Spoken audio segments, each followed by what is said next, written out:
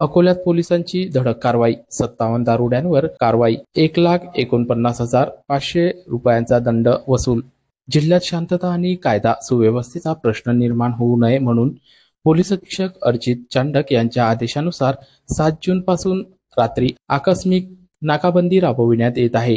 यावेळी सार्वजनिक ठिकाणी दारू पिणाऱ्या 57 जणांविरुद्ध मुंबई पोलीस अधिनियमाअंतर्गत कारवाई करण्यात आली.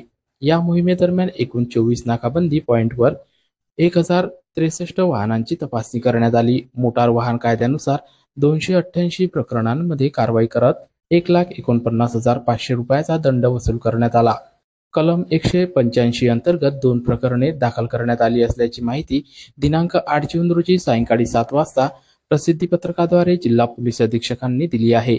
पोलीस विभागाने नागरिकांना बेकायदेशीर कृत्यांपासून दूर राहण्याचे आवाहन केले असून शहराच्या शांततेसाठी सहकार्य करण्याचे आवाहन पोलीस अधीक्षकांनी केले आहे.